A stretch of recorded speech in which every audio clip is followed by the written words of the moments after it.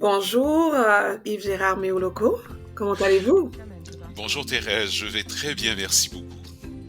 Franchement, je suis très heureuse de te recevoir aujourd'hui dans mon salon virtuel. C'est ce que je dis souvent. On n'est pas sur Zoom, là, on est en mode podcast, là. Merci beaucoup de nous avoir attribué, d'avoir accepté d'être ici aujourd'hui et de passer un peu de temps avec moi un dimanche, alors que c'est vraiment une journée de famille. Merci déjà d'avance.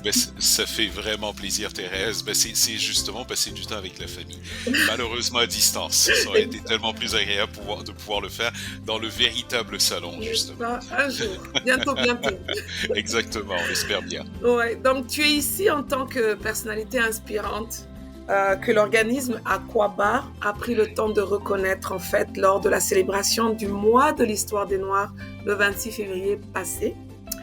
Merci beaucoup. Ouais, donc je dirais que c'est quelques personnalités que nous avons pu présenter et tu en faisais partie. Aujourd'hui, on aimerait en savoir plus sur toi, d'accord?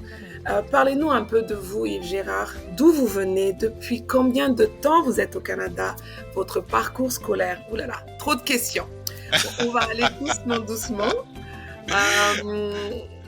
Alors, d'où je viens? D'où je viens, c'est très complexe parce que j'ai la chance d'avoir, je pense, je suis quand même relativement jeune, j'aime encore le penser. Je pense avoir une vie quand même assez remplie en déplacement, déménagement, chance de vivre à différents endroits. Alors, si on fait un petit résumé, je suis né en France de parents béninois. J'ai grandi donc au Bénin, en France bien sûr, aussi au Togo. Et puis je suis arrivé au Canada après mon BEPC, donc à l'âge de 14 ans, en 1988 très précisément.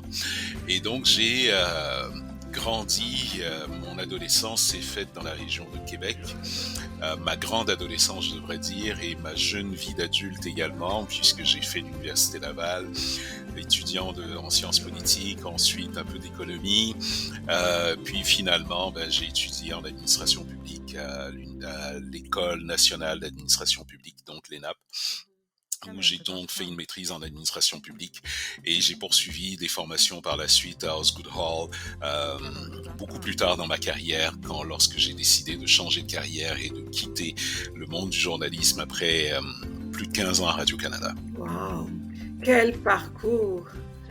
Bon là, vous avez conditionné, vous avez vraiment résumé. Hein? Exactement. Donc on peut dire que vous êtes citoyen du monde? Citoyen du monde, ouais. Très fier de mes origines béninoises, très importante pour moi, très très importante. Je pense que j'ai grandi, vous savez, les premières années de ma vie, je les ai passées chez ma grand-mère, à Porto Novo, dans une maison, et c'est probablement pour moi les plus belles années. J'étais dans une maison où il n'y avait pas d'eau courante, il n'y avait pas d'électricité. Wow. J'avais comme meilleurs amis les poules, les canards, les moutons. Je ne parlais pas français. Je parlais Gun, je parlais Yoruba. J'étais un petit garçon comme un autre qui passait beaucoup de temps à jouer dehors, avec les copains, à courir tout nu sous la pluie. C'était vraiment de très très belles années jusqu'à l'âge d'à peu près 4-5 ans, quand on est retourné en France. Et là, j'ai dû m'habituer à la vie à Paris, ce que j'avais pas vraiment connu puisque j'avais quitté la France à l'âge de 10 mois. Alors c'est là qu'on est retourné, je devais avoir 5 ans à peu près quand on est retourné en France à ce moment-là. Et donc ça a été une nouvelle adaptation pour moi, complètement différente comme vie. Donc j'avais quitté mes poules, mes canards et mes moutons pour me retrouver dans du béton. Et au début, je dois vous avouer, mon père me le dit encore, j'avais pas du tout apprécié. Ouais, j'imagine. J'avais pas du tout apprécié. Je me souviens que la première visite de la maison à Paris, j'avais dit mais il n'y a même pas de place ici pour les poules et les moutons. Qu'est-ce que c'est que cet endroit-là? Qu'est-ce que vous faites de m'amener ici? Et j'étais très loin de Exactement, j'étais très loin de ma grand-mère, donc c'est un peu pénible pour moi. Mais j'ai grandi dans cet environnement, vous savez, du clan familial très élargi. Et ça m'est resté. Je pense que ça m'a resté, ça m'a beaucoup forgé cet imaginaire-là parce que j'ai toujours vu la famille comme étant beaucoup plus grande que la famille nucléaire. Je la Exact. vois toujours comme étant vraiment une question de clan, Mhm. très important pour l'émancipation de chaque individu. Exactement. As-tu vécu un choc culturel alors, on peut dire? Énorme, Ouais. énorme. J'ai vécu un gros choc culturel en arrivant en France parce que euh, j'avais pas vu beaucoup de personnes occidentales dans ma vie. J'en Mhm. avais vu dans ma famille, oui, parce que bon, j'ai des cousins, cousines, euh, métissés, donc j'ai des oncles et tantes Ouais. français ou allemands, Mhm. etc. Mais j'avais pas été confronté j'avais pas été confronté au racisme, à la discrimination, et à 6 ans, j'y ai été durement confronté. Mhm. Et je pense que ça a vraiment changé ma perspective parce que je Ouais. me suis retrouvé impliqué dans un épisode très, Mhm. très douloureux où j'ai Ouais. été battu par mon enseignant de Wow. CP, de cours préparatoire, qui Mhm. a la même journée frappé 2 élèves de la classe Wow. qui étaient les 2 élèves noirs de la classe. Donc moi et mon ami Gabriel, Gabriel était martiniquais, et Mhm. moi-même, donc on a reçu des coups de pied, gifles, tout ce qu'on veut, et c'est une affaire qui avait fait grand bruit à l'époque, Mhm. euh, Y parce a-t-il eu, y que a-t-il eu des conséquences, excuse-moi, oui, il y sur a eu des l'enseignant? conséquences. Ok. C'est une affaire qui a été dans les journaux dans les années 60, fin des années 70, là, quand même. Je ne vais pas révéler mon âge, même si je pense que maintenant tout le monde le sait. Euh, mais c'est une affaire qui avait fait les journaux. Ouais. Mes parents avaient été intervenus de manière assez forte, très Mhm. choqués aussi par ça, Ouais. et aussi sur l'impact que ça peut avoir sur un enfant dans son développement. Donc Exact. pour moi, ça a été Mhm. un grand révélateur en fait et je pense que ça m'a probablement forgé Mhm. et Ouais. préparé à devenir l'homme que je suis devenu par la suite. Exactement. Ouais. Non, j'imagine, j'imagine. Ce qui nous apporte à la prochaine question, professionnellement, euh, qu'est-ce que vous faites actuellement? Qu'est-ce que vous avez fait d'ailleurs pour arriver là où vous êtes? Vous dites que vous avez, tu as traversé ce racisme dès ton jeune âge et ça fait Oui, que ça t'a forgé, tu es devenu l'homme que tu es aujourd'hui, mais aussi ça se reflète à travers les différents postes que tu as eus, hein, au- oui. Ben pour moi, c'était très important parce que je pense que cet épisode-là a eu non pas juste un impact sur moi, mais sur l'ensemble de ma famille parce que mes Mhm, parents se sont... j'ai beaucoup de chance parce que mes parents ont fait un travail important dans notre éducation pour nous préparer à faire face à la société dans laquelle on grandissait, mhm, parce que on était des enfants noirs, tous nés en France par ailleurs, mhm, qui grandissaient dans une société dans laquelle on a été toujours vus comme étant des étrangers. mhm. Même si on est né sur place, mais on a toujours été perçus comme étant des étrangers. On avait toujours ce sentiment finalement d'exclusion. Alors mes parents ont vraiment insisté sur, bien, qui es-tu exactement? Mhm. Euh, Qu'est-ce que être noir dans le monde aujourd'hui? Pas juste dans la société française, mais dans le monde aujourd'hui. Qu'est-ce que c'est être noir? Et quelle est l'histoire des populations noires? Donc on nous a vraiment beaucoup éduqués là-dessus. Mhm. Alors les parents nous ont amenés, bien sûr, la porte du non-retour à Ouidah. Mhm. On a été à Gorée très jeune. On a visité Gorée, puis par la suite, on nous a transposé de l'autre côté de l'Atlantique pour nous faire découvrir en fait bien où arrivaient ces gens Mhm. quand ils étaient emmenés, quand ils étaient capturés, kidnappés, et Wow. où est-ce qu'ils arrivaient. Mhm. Donc on est allé à l'île de la Tortue en Haïti. Mhm. On a aussi été du côté de la Guadeloupe, où j'ai de la famille, pour essayer vraiment de nous faire comprendre l'histoire de l'esclavage, Mhm. l'histoire de cette terrible fracture des populations africaines. Et ça m'a vraiment préparé pour ma carrière par la suite. Mhm. Moi, à la fin de mes études, je suis très brièvement passé par le ministère des Affaires étrangères à l'époque, qui est devenu Affaires mondiales aujourd'hui. Oui. Euh, mais j'ai, comme je dis souvent, détesté ça. mais vraiment complètement. Ouais. Et donc, j'ai par la suite bifurqué vers le journalisme un peu par un drôle de hasard, Mhm. parce que c'est un copain qui m'a dit, bah toi, quand on était étudiant, tu écrivais dans le journal étudiant, donc pourquoi est-ce que Mhm. tu viendrais pas faire de la radio? Oh. Juste pour t'amuser. Mhm. Et c'est comme ça que j'ai commencé pour m'amuser, mais je me suis pas amusé très longtemps. Ou en fait, l'amusement n'a pas duré très longtemps parce que c'est vite devenu une Devenu ton profession. travail. Ouais. Et c'est ça, c'est que je me suis retrouvé dans une station de radio sur la rive sud de Montréal, Ok. FM 103.3, qui Mhm. s'appelait Chat FM à l'époque, qui maintenant s'appelle le FM 103.3, la radio du Grand Longueuil. Donc, j'ai été là pendant quelques temps, mais très vite, Radio-Canada est venu cogner à la porte. Mhm. Et s'en est suivi un passage à Radio-Canada. Et j'étais relativement jeune, donc on m'a envoyé dans l'Ouest canadien, en Saskatchewan. Mhm. J'ai fait la Saskatchewan, l'Alberta, dans les années du gros boom pétrolier. Ouais. Et c'était un choix d'aller en Alberta à cette période-là. Je suis arrivé en Alberta en 2005-2006. Mhm. J'avais besoin de connaître cette province-là pour comprendre Exact. euh, ce mouvement qui se passe dans l'Ouest canadien, parce qu'on sort de l'époque où il y a le Reform qui est apparu au Canada. On a des élans de nationalisme albertain, et voire même en fait de séparation du pays. Et donc c'était très important pour quelqu'un qui est journaliste et qui a comme ambition d'avoir une vision globale du pays, de connaître et de savoir ce qui se passait dans cette société-là.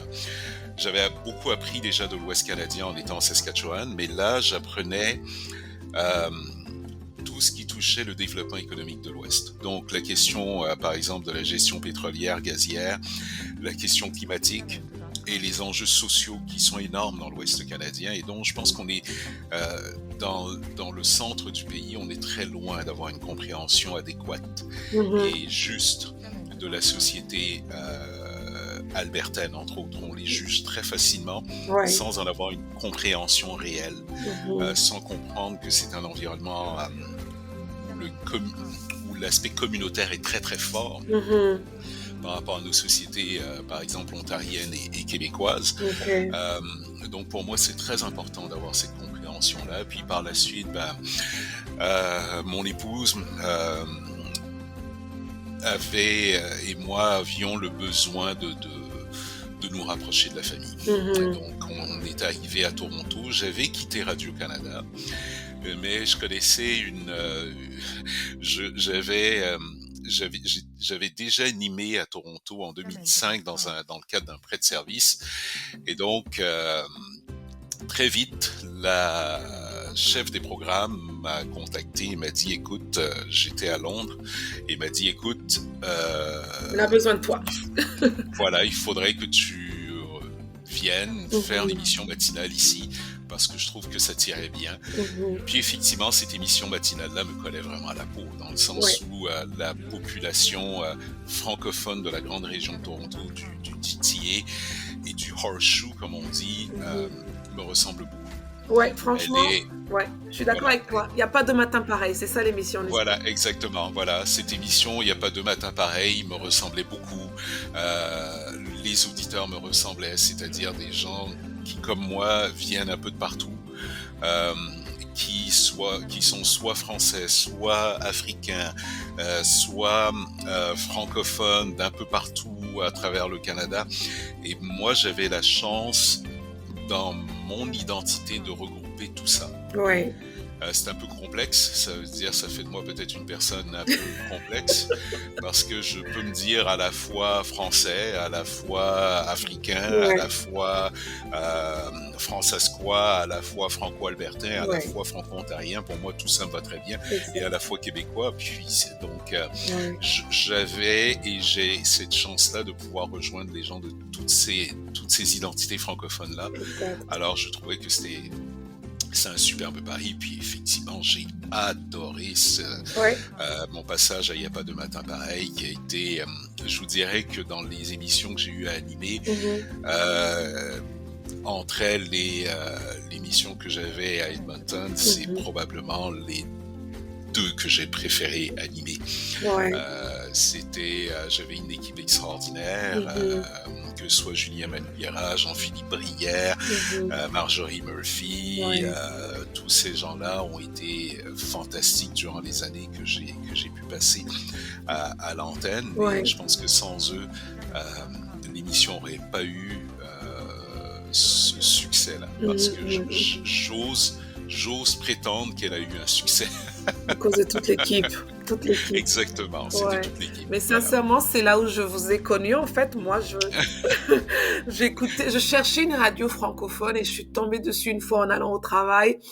Et normalement, de la maison au travail, c'est que 20 minutes. Mais des fois, je souhaitais en fait rester plus longtemps dans ma voiture pour vous écouter en fait, tellement. Mais il faut faire des détours à ce moment-là.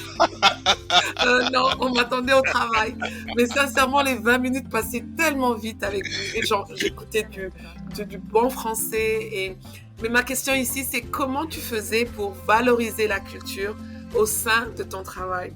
Parce que c'est ça le thème, en fait, du mois de l'histoire des Noirs avec Aquabop. C'était vraiment comment valoriser la culture. On a constaté que nos jeunes, à l'école, ils ont du mal à valoriser leur culture africaine. Ils ont tendance à se morfondre avec la masse et à ne pas valoriser d'où ils viennent. Donc maintenant, notre question, c'était de savoir, les adultes, vous, qu'est-ce que vous faites pour valoriser votre culture? Qu'est-ce que tu faisais à Radio-Canada? Alors ça, je pense que c'est la question à 300 000 $, si c'est pas plus. Parce que, en fait... Interact, pas trop. Voilà. Parce qu'en fait, ce qui est très intéressant, c'était un des mandats qu'on s'était donné dès le départ. Quand on s'est assis et qu'on a réfléchi à cette émission-là, c'était comment est-ce qu'on va faire pour regrouper ultimement toutes ces identités francophones au sein de la même émission. Comment est-ce qu'on va faire pour les valoriser aussi et faire en sorte que chaque individu puisse se reconnaître dedans? Tout à fait. Alors, ce qu'on a choisi de faire, c'est que premièrement, une des premières choses qui était importante, c'était des voix. Il fallait trouver des voix qui fassent en sorte que les individus s'y retrouvent. OK. Et des voix et des accents qui ressemblent aux gens. Donc, on avait effectivement Marjorie qui représentait plus le côté un peu plus français, mais au niveau culturel, Marjorie avait... et a toujours, parce que c'est curieux, j'étais avec elle il y a 10 jours exactement, en vacances, et Marjorie a toujours eu cette force au niveau de la transmission de l'aspect culturel des choses. On a beaucoup travaillé cet aspect-là. Julien nous amenait un côté aussi... très fort en matière au point de vue de la voix française aussi en ondes et aussi un point de vue particulier. Jean-Philippe nous a aussi amené cet aspect-là au niveau de la culture québécoise, franco-canadienne.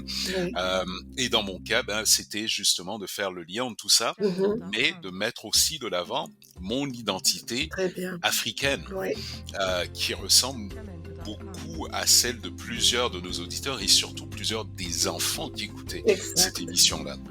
Alors, plusieurs éléments qu'on a mis en place. Tout d'abord, les voix. Ensuite, nos intervenants. Si possible, essayer de maximiser sur la diversité culturelle, de maximiser sur la diversité des individus et d'aborder des sujets qui vont permettre aux différentes communautés de s'y retrouver. Donc, la culture, c'est pas juste les concerts et les manifestations culturelles, mais c'est aussi de s'entendre et de se retrouver dans une culture beaucoup plus large en ondes. Alors, ça, c'était très important pour nous d'avoir tout ça pour permettre aux gens de se retrouver, donc tout d'abord de s'approprier leur émission, parce que quand on fait une émission de radio, c'est un privilège énorme, c'est qu'on entre dans deux endroits. On entre tout d'abord, si on prend un lieu physique, on entre dans la résidence de quelqu'un, ou on entre dans l'automobile de Thérèse qui s'en va au travail.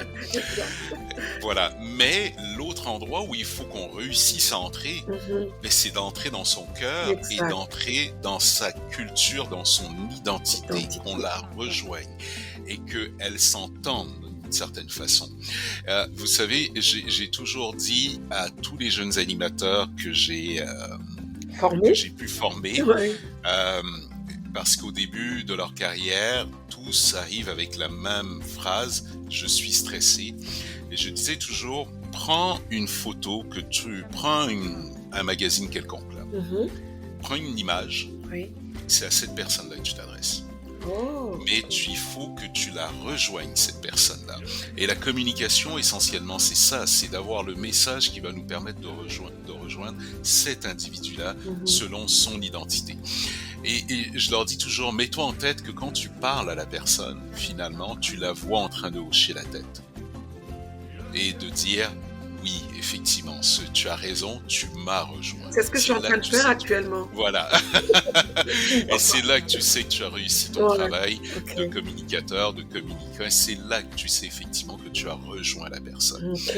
Et donc, culturellement, la musique aussi, les choix musicaux étaient Oui, très importants pour nous confirme. parce qu'il fallait rejoindre aussi les différentes générations. Donc moi, je me Mhm. souviens à certains moments, je mettais Franco et le hockey jazz. Ouais, Et je mettais des extraits parce que la chanson, elle dure 10 minutes 64. Là, on ne peut pas la mettre au complet à la radio, ouais, malheureusement, ouais. mais au moins des extraits. Et je Exact. me souviens un jour, j'ai mis Kanda Bongoman.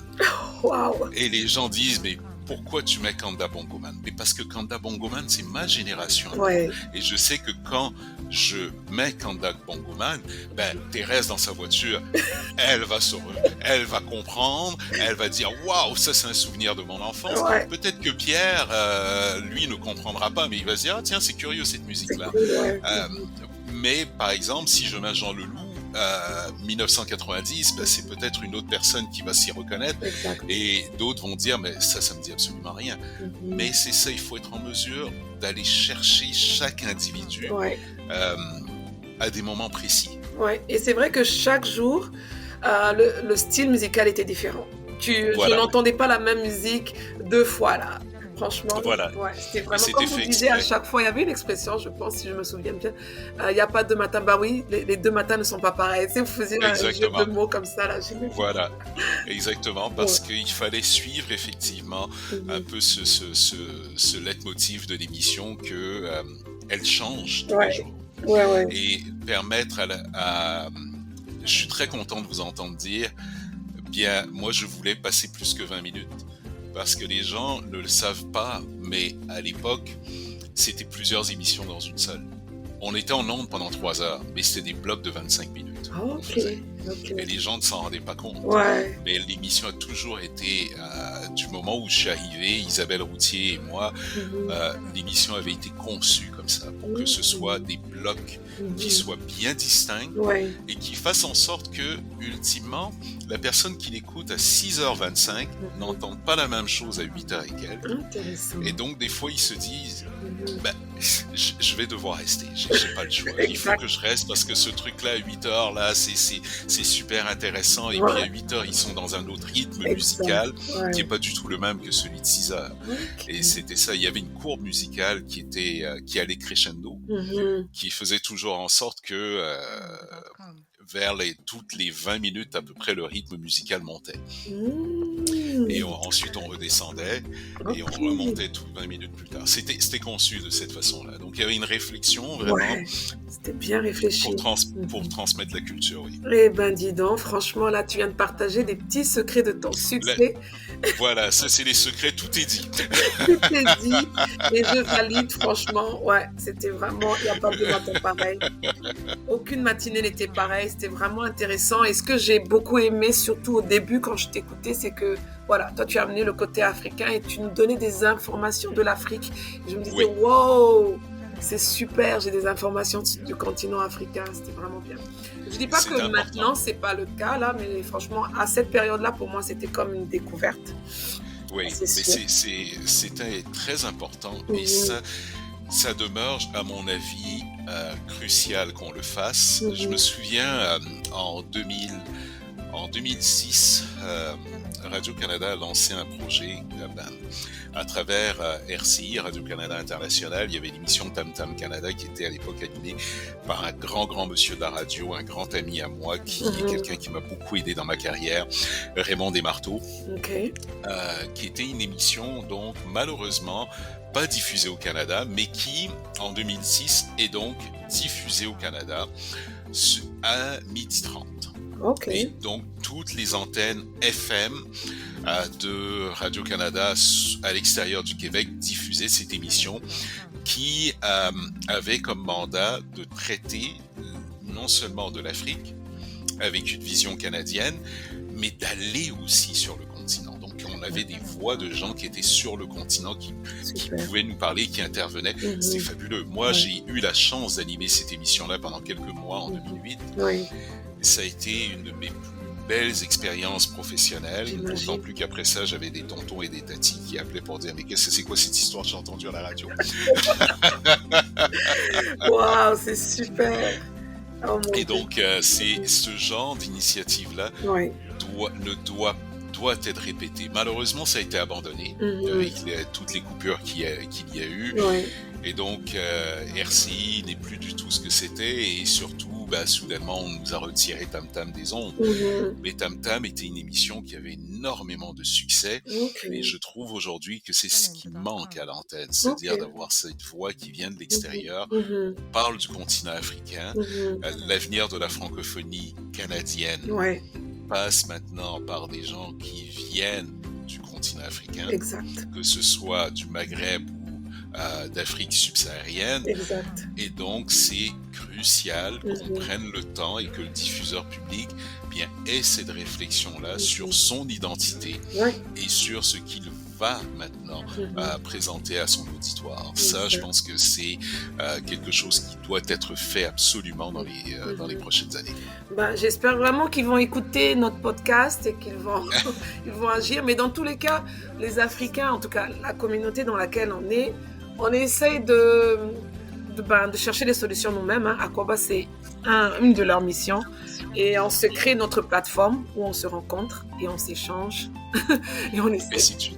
C'est une très très belle initiative justement.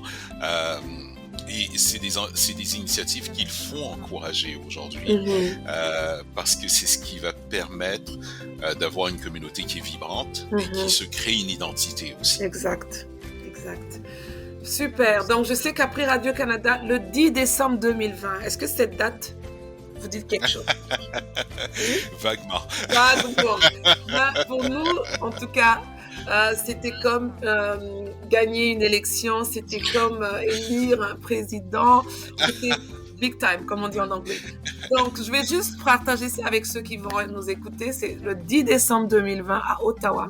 Le Conseil des écoles publiques de l'Est de l'Ontario, CEPEO, c'est ça qu'on dit? Oui. A affirmé vouloir lutter contre les inégalités et le racisme. Et c'est, je pense, dans cette optique que le CEPEO a annoncé donc votre nomination, Yves-Gérard Mioloko, la nomination du premier commissaire en équité et droits de la personne. Waouh! Franchement, quand j'ai entendu ça, personnellement, j'ai sauté de joie. J'ai fait ma danse du bonheur, Happy Dance. Je suis certaine que toute personne qui vous connaît là s'est réjouie de cette nomination. D'ailleurs, je me suis pressée pour aller sur les réseaux sociaux de certains membres de votre famille pour les féliciter. Et quand je suis arrivée sur la page, je me suis rendu compte qu'il y avait au moins déjà 100 messages de félicitations. Je me suis dit, écoute, mon message ne va même pas être lu. J'ai décidé de passer par d'autres chemins pour vraiment partager ma joie. Alors, franchement, ta nomination paraît toujours. C'est même pas paraître, c'est une victoire pour toute une communauté. Comment tu t'es sentie? Qu'est-ce que tu pourrais nous dire? Merci beaucoup, Thérèse. Merci beaucoup. Ça me touche profondément.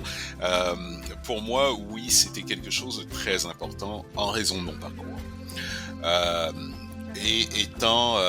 ayant vécu dans le système scolaire canadien, ayant aussi subi certaines pressions moi-même parce que j'avais, je pense, 15 ans où quand un enseignant m'a dit que je n'irais pas à l'université et que je pouvais oublier ça N'importe quoi. et que finalement seuls les sports pouvaient me sauver, ce Wow. qui ne me ressemble absolument pas. Non pas que j'aime pas les sports, Ouais. mais c'est que j'ai T'avais jamais d'autres. voulu faire carrière sportive. Ah, mais Pour c'est moi. l'enseignant qui a décidé pour toi, quoi. Exactement, voilà, Ok. oui. Et le conseiller en orientation avait décidé que j'allais être professeur d'éducation physique. Euh, je respecte beaucoup les professeurs d'éducation physique, je Bien respecte sûr. beaucoup les enseignants, j'ai énormément de respect pour eux Mhm. parce que je n'ai absolument pas les aptitudes pour être enseignant. Mhm. Et pour moi, c'était clair dès cet âge-là que je ne pouvais pas enseigner, c'était pas possible, je n'avais ni la patience, ni les aptitudes et ni la volonté d'enseigner. Mhm. Donc pour moi, c'était d'avoir cette nomination, Mhm. euh, et surtout de pouvoir travailler dans le secteur de l'éducation. Mhm. C'était une occasion, en fait, de pouvoir éduquer, Oui. de pouvoir sensibiliser et d'utiliser toute ma formation en administration publique et au point de vue légal Très bien. pour m'assurer que finalement, bien, les cadres réglementaires soient clairs et limpides et que tout ce qui touche la discrimination, bien que ce soit désormais tolérance zéro. Exact. Qu'on outille aussi les individus pour qu'ils puissent faire face et comprendre également leurs biais, mais aussi comprendre ce qu'est la discrimination sous toutes ses formes, Exact. pas juste ethnoculturelle, mais on a encore beaucoup de travail à faire, et ce dans tous les domaines de notre société. Hein. Vous savez, la discrimination, moi je l'ai vécu dans ma carrière professionnelle de journaliste, d'animateur radio, je l'ai vécu, je vous dirais presque au quotidien. Donc c'est Wow. quelque chose qui est omniprésent, et je pense que ce jour-là, pour moi, c'était important parce que je voyais juste tous ces 18 000 élèves du CPO qui ont des identités qui sont plurielles, qui sont les leurs, qui doivent être prises en considération. Et je me disais, pour chacun de ces enfants-là, désormais, ils vont avoir une personne qui va non seulement être à l'écoute, Exact. mais qui va être en mesure de faire valoir leurs droits dans le système. Exactement. Donc pour moi, c'est ça qui était le plus important. Ouais. Franchement, je trouve que c'est quand même un poste valorisant, c'est sûr, mais qui, dans les missions, sont assez lourdes, hein, quand même. Oui. Je trouve que, ouais, c'est les missions. Peux-tu nous partager? Je sais que tu viens de le dire un peu là, mais quelles sont tes missions à ce poste? Alors, la première, c'est d'être en mesure de permettre à la communauté scolaire, et là j'entends aussi les parents, bien sûr. Les parents, vous savez, l'éducation, et c'est encore plus sensible en Ontario, l'éducation est un vrai partenariat entre l'école et les parents. Oui. Pour qu'il y ait un succès, pour que l'élève atteigne son plein potentiel, il faut qu'il y ait une communication et qu'il y ait vraiment... des actions concrètes. Exactement, des actions concrètes et une présence aussi de la part des parents. Des parents. C'est pas facile pour tous les parents. C'est pas tous les parents qui ont le temps, ou même, encore une fois, les aptitudes aussi, parce que des fois, on a des parents qui sont dans des situations délicates aussi, dans des réalités familiales qui sont difficiles. Exact. Et donc, comment est-ce qu'on va faire pour ces élèves-là, ceux qui sont, entre guillemets, un peu laissés pour compte et qui peuvent tomber dans les craques du système? Exactement. Donc, mon rôle essentiellement, c'est de rétablir le pont, première des choses, entre les parents, les familles et l'école et le conseil scolaire. Mais aussi, c'est de m'assurer que ces familles disposent de mécanismes pour faire valoir leurs droits, Faire valoir le que les employés du conseil disposent de mécanismes pour faire valoir leurs droits. Maintenant, ces droits-là doivent être aussi connus, Voilà, c'est ça en fait. parce que tu veux bien faire valoir des droits, mais si je ne les connais pas, mes droits dans le monde scolaire, Exact. comment est-ce que je le fais? Donc il faut l'expliquer. Il faut aussi expliquer à tous les parents et à toutes les familles qu'au Canada, le système scolaire est un système gouvernemental. C'est le 4e palier de pouvoir. Ouais, On a tendance à l'oublier. exact. Et il faut aussi le rappeler au conseil scolaire que nous sommes dans un système gouvernemental Ouais. avec des élus Mhm. qui représentent notre aspect législatif Ouais. et avec des exécutants qui représentent la gestion Mhm. et avec des citoyens qui sont toujours les mêmes Exact. finalement. Donc ces citoyens-là ont des droits, Mhm. mais les autres aussi ont des devoirs. Et le citoyen a aussi des devoirs dans le système d'éducation. Et ça, il faut être en mesure de lui rappeler et de l'éduquer aussi. Et parallèlement, de dire au système lui-même, tant aux élus qu'à la gestion, mais attention, vous avez des devoirs à faire vis-à-vis de votre communauté scolaire. Exact. Et donc, mon rôle est de toujours rappeler justement qu'on est dans un système qui fonctionne de cette façon et d'être une forme de mécanisme, j'aime souvent dire, une forme de mécanisme de reddition de compte, Ouais. en quelque sorte, ou de mesurer, bien, est-ce que les actions que nous posons actuellement, est-ce que les actions et les décisions prises par le conseil scolaire vont dans le sens de son orientation stratégique, vont dans le sens Exact. de l'implantation de mesures qui soient équitables pour l'ensemble Ouais. des membres de la communauté. Je vais vous donner, si vous me permettez, quelques exemples. Vous savez, dans le monde scolaire, il y a une réalité qu'on élude et qu'on oublie un peu trop souvent. Et c'est malheureusement le cas dans l'ensemble de la société. Le monde scolaire n'y échappe malheureusement pas parce que lui, bien à cause de sa démographie, ça se reflète un peu plus. C'est la question de la parité salariale homme-femme. Dans la société aujourd'hui au Canada, on sait au Canada, 52% de la population canadienne sont des femmes. Mais ces femmes, malheureusement, n'ont toujours pas une parité salariale. Bien loin de là. Alors, comment est-ce qu'on va faire maintenant dans le monde scolaire pour essayer de changer les choses? Parce qu'on est dans un environnement où on a beaucoup de femmes qui travaillent et qui vont très souvent se retrouver dans des postes à l'élémentaire. Les hommes, on le sait quand on va dans les écoles élémentaires, on en voit peu. Ouais. On va surtout les voir comme par hasard au secondaire. Les salaires sont plus élevés au secondaire C'est vrai. qu'ils ne sont à l'élémentaire. Donc ça fait partie des éléments sur lesquels à un moment donné il va falloir se pencher et dire écoutez, qu'est-ce qu'on fait par rapport à ça? Qu'est-ce qu'on fait en tant qu'institution qui ultimement veut former des citoyens engagés de demain? C'est le mandat d'un conseil scolaire. Et si on veut former des citoyens francophones engagés. Donc, on a ce défi-là et on a en fait cette réalité où il faut démontrer par des actions l'exemple à ces futurs citoyens qui devront prendre la relève dans quelques années. Moi, je ne serai pas commissaire indéfiniment. Heureusement d'ailleurs, parce que je sais très bien qu'à un moment donné j'ai une date de péremption entre guillemets qui approche assez vite et donc il y a certainement quelqu'un qui est sur les bancs d'école à un moment donné qui prendra ma relève. Tout à fait.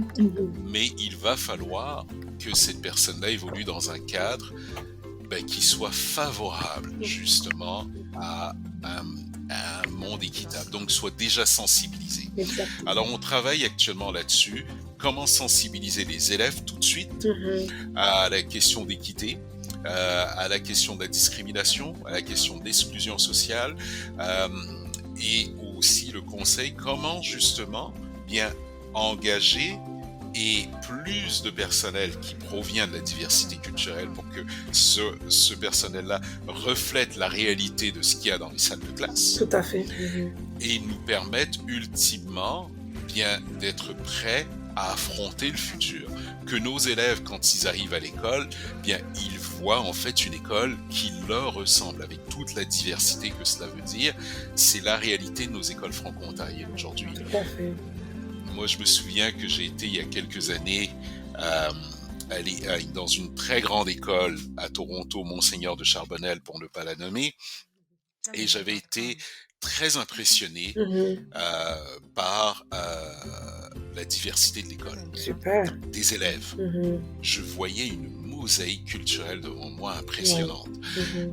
Mais aujourd'hui, est-ce que ça se traduit quand on regarde les membres du personnel? Mhm. C'est la Bonne question question. qu'on doit se poser Ouais. systématiquement. Est-ce que nos institutions traduisent cela aussi? Et ça, dans la francophonie ontarienne, Mhm. c'est encore une réflexion dans laquelle nous devons être. Et- On doit réfléchir à ça. Ils disent que, d'après ce que j'ai entendu, ce que je lis, c'est que il n'y a pas assez de personnes compétentes. Êtes-vous d'accord avec ça? Absolument pas. Ouais. Alors, je vais me permettre peut-être une interprétation à ça. Je ne pense pas que c'est une question de compétence. Vous savez, on a le plus grand défi que nous avons dans la société canadienne, et ça c'est tant au niveau anglophone qu'au niveau francophone, c'est la question du dialogue interculturel. C'est-à-dire qu'une personne qui vient de l'extérieur a des référents culturels qui ne sont pas du tout les mêmes Oui. que le Canadien. Oui. Et donc, ce dernier, des fois, on ne fait pas les mêmes blagues, on n'a pas la même relation par rapport au travail. Tout à fait. Je dis souvent à des amis qui viennent s'installer au Canada, Mhm. faites attention, au Canada, on a une relation dans le monde du travail qui est où on va souvent privilégier les échanges personnels. Donc, à la machine à café, on parle de ce qu'on a fait ce week-end, on raconte notre vie, on partage, etc. Ouais. Bien, les gens qui sont issus de l'immigration sont plus secrets sur leur vie personnelle, Ouais. n'ont pas cette tendance-là. Tout à fait. Mais ça, c'est perçu comment? C'est perçu comme étant quelqu'un qui te cache quelque chose. Qui est coincé. C'est perçu Qui est qui est coincé, voilà, Ouais. qui veut pas s'ouvrir, Mhm. et donc finalement, Qui ah exclut. non, lui, je pense que ça clique pas. En fait, je n'ai pas d'atome crochu avec lui, je ne le prendrai pas nécessairement. Exact, c'est vrai. Hein. Mhm. Alors que ça n'a rien à voir avec les compétences de la personne, Exactement. parce que ses compétences, son savoir-faire, généralement, va très bien, mais son savoir-être dans la société canadienne, c'est là que ça cloche. Ouais, Et c'est là que il doit y avoir un travail des deux côtés. exactement. Parce que l'immigrant ne peut pas, lui non plus, rester sur sa position en disant « je suis comme ça, point final Exact. ». Non, il va falloir que toi aussi tu fasses un pas en avant parce que l'autre aussi va devoir faire la même chose. Exactement, 50-50, ouais. Exactement. Donc, comme je dis souvent à des gens, si tu veux pas parler de ta vie personnelle, invente-en une. Et va la partager. C'est exactement ce que je dis à mes élèves des fois quand on arrive le lundi. Je leur dis, qu'est-ce que tu as fait pendant le week-end? Madame, je Ouais. n'ai rien fait. Ok, invente quelque chose parce que je veux Voilà. que tu parles en français. Vas-y. Exactement. Et c'est juste ça, parce que Ouais. vient un moment où ces repères-là, cette relation, cette conversation et ces échanges interculturels, bien ça crée des barrières aux individus. Tout à fait. Et ça les empêche d'avoir des promotions, Non, ça mais- les empêche d'occuper des postes dans lesquels ils sont réellement qualifiés, donc Tout à ils vont fait. se retrouver à un niveau moindre des fois, alors que tu vas voir la personne occuper un poste de technicien, alors qu'au contraire, c'est un cadre. Exact. Il a les compétences pour être cadre, mais on ne lui donne pas le poste parce que, en raison de son savoir-être, non, ça va pas. Non, lui ou elle là, Ouais. non, ça va pas. On dirait qu'il me cache quelque chose, mais c'est pas ça. C'est pas du tout ça. Il te cache rien.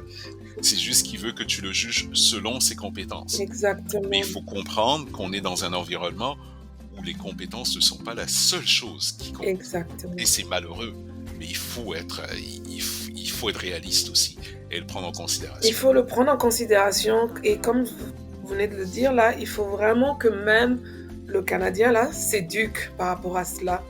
Et Oui. je donne un exemple d'une collègue en fait qui, en enseignant la culture africaine, elle a découvert que un enfant n'a pas le droit de regarder droit dans les yeux un adulte. Exactement. Maintenant, Oui. quand on arrive à l'école, et qu'un enseignant est en train de s'adresser à un élève et que l'élève ne regarde pas l'enseignant droit dans les yeux, l'enseignant prend ça comme une insulte, comme un manque de respect.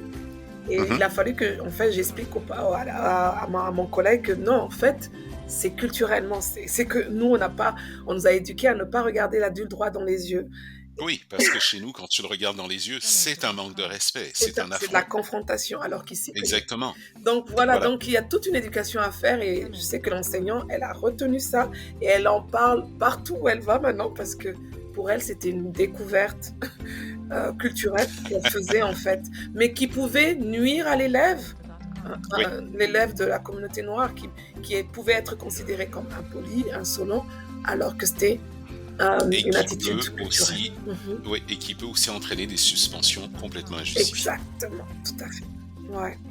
Donc vraiment, vous avez pas mal de choses à mettre en place et c'est clair que ça va pas se faire du jour au lendemain.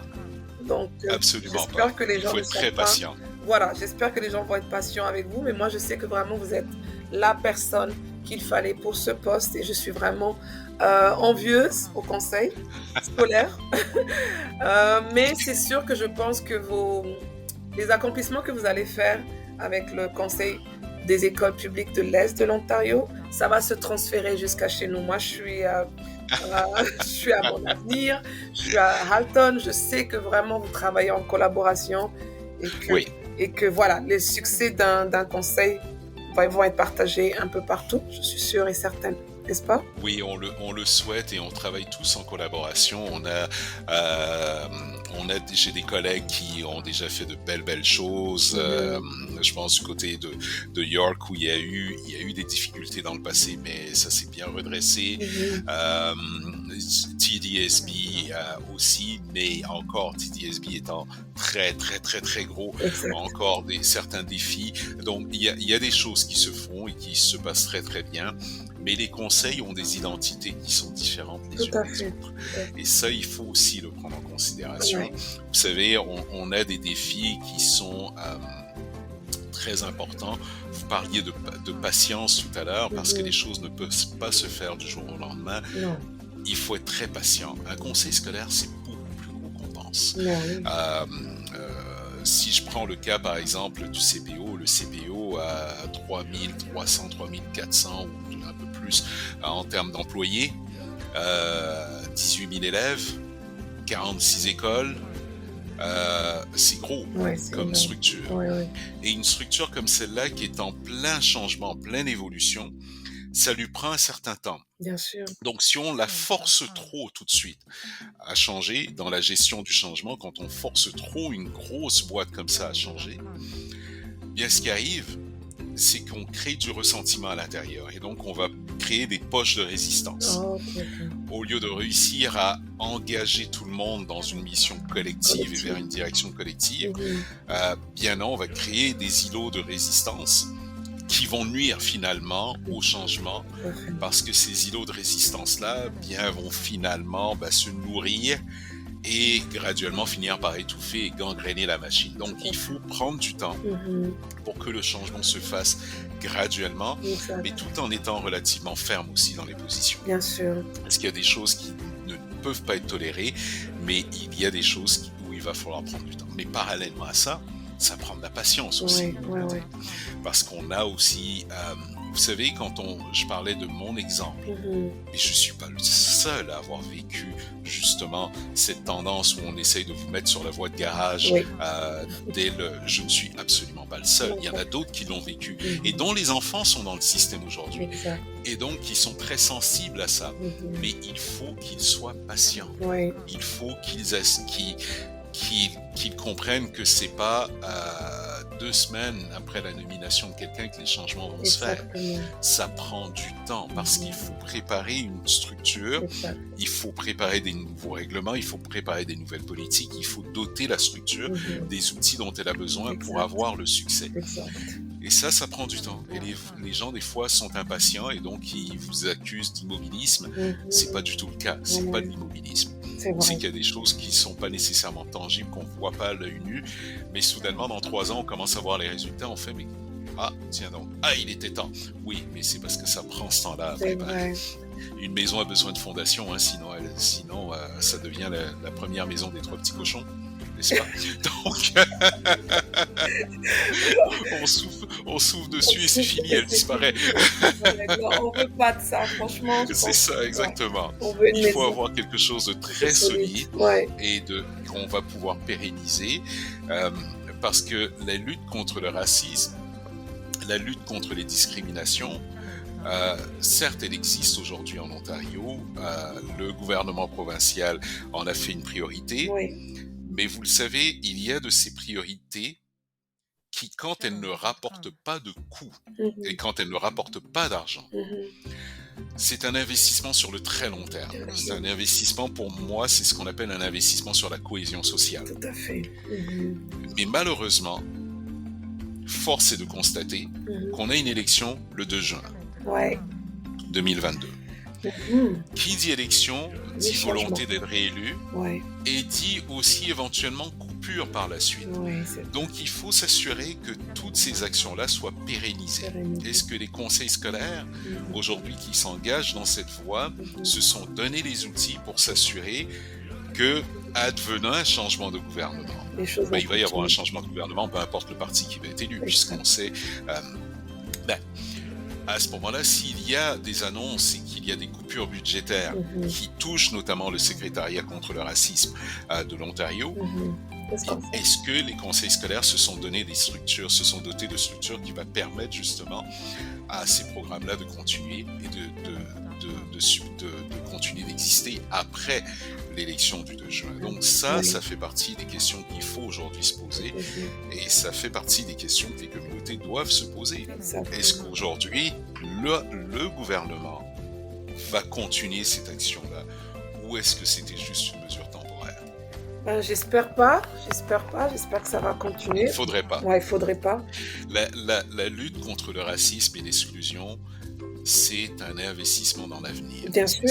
C'est miser sur la cohésion sociale, miser sur la paix sociale, Mhm. miser sur la fin des antagonismes, miser également sur la fin d'une anxiété permanente pour une partie de la population qui malheureusement est systématiquement jugée en raison de son identité et qui a le sentiment de toujours devoir justifier son existence Mhm. et sa Et présence. sa présence. Et Mhm. voilà. Et c'est ça qui, aujourd'hui, est très délicat pour nos enfants. Mhm. C'est de leur éviter d'avoir à vivre ça et avoir ce sentiment-là, d'avoir à justifier sa présence. Tu n'as pas à la justifier, tu es chez toi. Exactement. C'est chez toi. Ouais, tout à fait. Et on ne le justifie pas, on n'a pas besoin de justifier sa présence quand on est chez soi. Ouais, franchement, c'est un travail de longue haleine et franchement, je vous souhaite au nom de toute la communauté que je connais qui vraiment te soutient, là, je te souhaite bonne chance à Merci ton beaucoup, poste. Je Thérèse. sais pas si je peux dire ton nouveau poste, là, ça fait quand même plusieurs mois. Ça fait 1 an déjà, ça fait Ah 1 oui, an et c'est quelques vrai mois ça? déjà, oui, oui, Ça passe déjà. vite. Donc, continue en tout cas le bon travail que tu fais. Je suis presque à la fin, hein. Il me reste 2 questions et je vais vous laisser tranquille, hein. C'est vraiment des questions délicates aujourd'hui qu'on aborde et aussi quand on est francophone en Ontario, c'est aussi délicat. Aujourd'hui, c'est le 20 mars, c'est la journée internationale de la francophonie.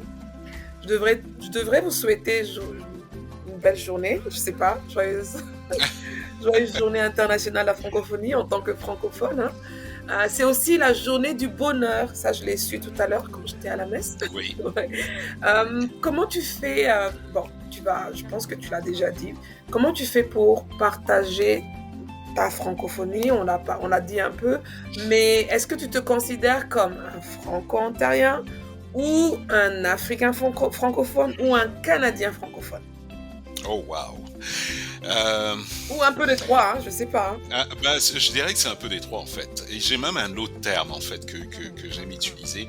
Et c'est une amie Lia Lang, qui est une amie qui elle est francophile Ok. au départ, mais ne se décrit pas comme francophile. Elle a employé un jour un terme que j'ai beaucoup aimé. Elle m'a dit, moi je suis franco-fière. Francophile, ok. Et j'ai fait: «Ah, ça, j'aime bien ça». Elle aime sa francophonie, Mhm. quelle qu'elle soit, parce qu'elle, elle est francophile, elle est anglophone au départ, Ouais, mais a grandi dans les écoles d'immersion de l'Ouest canadien et a épousé un francophone. ok. Mais moi j'ai grandi dans la francophonie. Ouais. C'est vraiment le cas de le dire parce que mon père était à ce qui est devenu l'OIF maintenant. Mhm. Ça s'appelait à l'époque l'Agence de coopération culturelle et technique, qui est devenue en 1988, si ma mémoire est bonne, l'organisation intergouvernementale de la francophonie d'abord, avant de devenir l'Organisation internationale de la francophonie. Ok. Et je me souviens qu'en 1988, au sommet de Québec, Mhm. il y avait eu cette phrase qui m'avait vraiment fait rigoler parce que c'est des gars que j'aime beaucoup. Mhm. Touré Kunda, le Mhm. groupe sénégalais mauritanien, Ouais. qui avait parlé de francophonie ce jour-là, ce qui explique pourquoi est-ce que par la suite il y a un festival qui s'est appelé les Francopholies de Montréal, mais il faut comprendre que c'est Touré Kunda qui sort ça Ok. en 1988 Mhm. à Québec justement et qui dit bah écoutez ouais de toute façon on est tous fous. Euh, Mhm.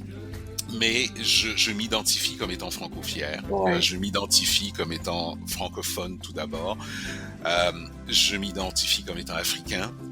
Pour moi, être africain ne veut pas nécessairement dire être francophone, parce Mhm. que pour moi, si je suis africain, c'est ma langue gon qui prime avant tout, Très bien. ou le yoruba, Mhm.